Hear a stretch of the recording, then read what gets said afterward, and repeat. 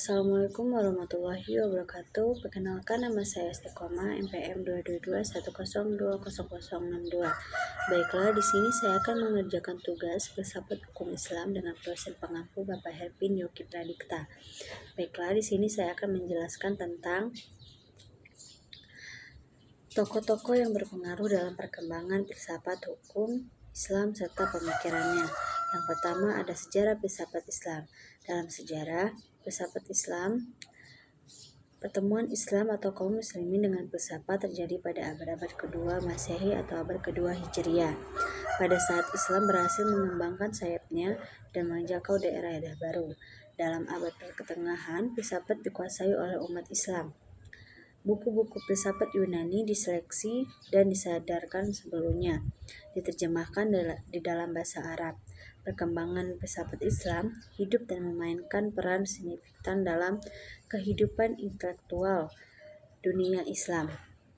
Minat dan gairah mempelajari filsafat dan ilmu pengetahuan waktu itu begitu tinggi karena pemerintahlah yang menjadi pelopor serta pioner utamanya. Filsafat Islam merupakan hasil pemikiran umat Islam secara keseluruhan. Pemikiran umat Islam ini merupakan buah dari ajaran Al-Quran dan hadis. Kedudukan akal yang tinggi dalam kedua sumber ajaran Islam yang tersebut bertemu dengan peran akal yang besar dan ilmu pengetahuan yang berkembang maju dan peradaban umat lain, terutama peradaban Yunani, Persia, dan India. Yang selanjutnya ada tokoh-tokoh filsafat Islam dengan pemikirannya.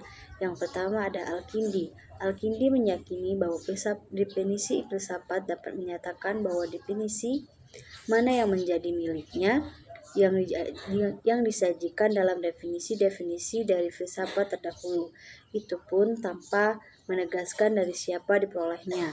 Mungkin dengan menyebut berbagai macam definisi itu, dimaksudkan bahwa pengertian yang sebenarnya tercakup dalam semua definisi yang ada, tidak hanya pada salah satunya.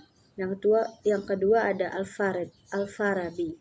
Al-Farabi berhasil meletakkan dasar-dasar filsafat ke dalam ajaran Islam.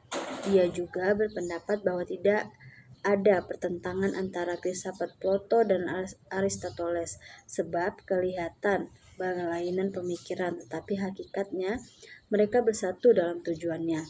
Pola pikir pada bidang matematik dan fisika, Al-Farabi berpendapat dengan pikir Aristoteles. Dalam bidang etika dan politik, ia berpendapat dengan Plato, dan persoalan metafisika ia sependapat dengan Plotinus. Selanjutnya ada Ibnu Sina. Dalam hal filsafat, Ibnu Sina mengusahakan memadukan filsafat dengan agama. Menurut Nabi dan filsafat menerima kebenaran dari sumber yang sama, yakni malaikat Jibril yang juga disebut akal 10 atau akal aktif. Yang selanjutnya ada Al-Razi. Metode pemikiran adalah bersistem pengembangan daya intelektual.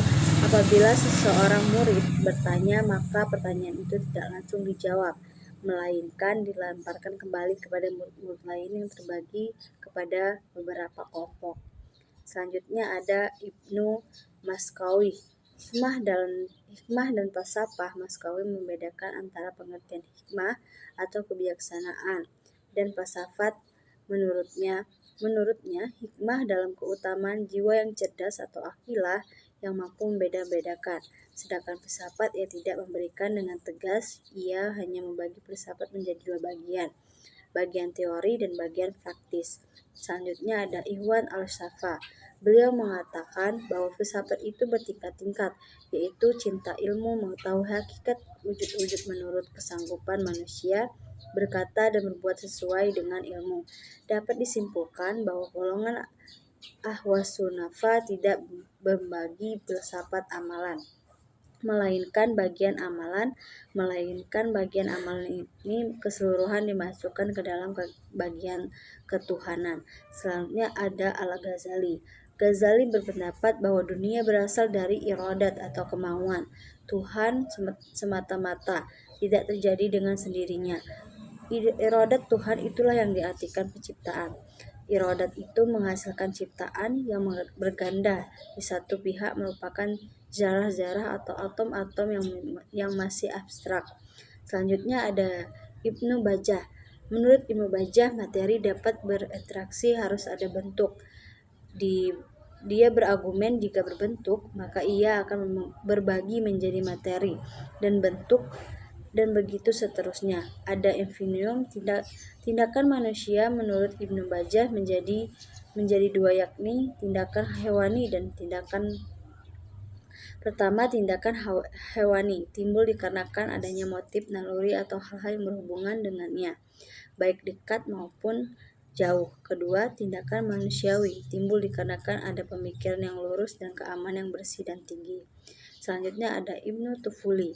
Dalam filsafat Muslim, Ibnu Tufuli sejalan dengan kemahiran dialektisnya menghadapi masalah itu dengan tepat, sebagaimana tidak seperti pendahuluan, tidak menganut doktrin saingan sekalipun dia tidak mendamaikannya.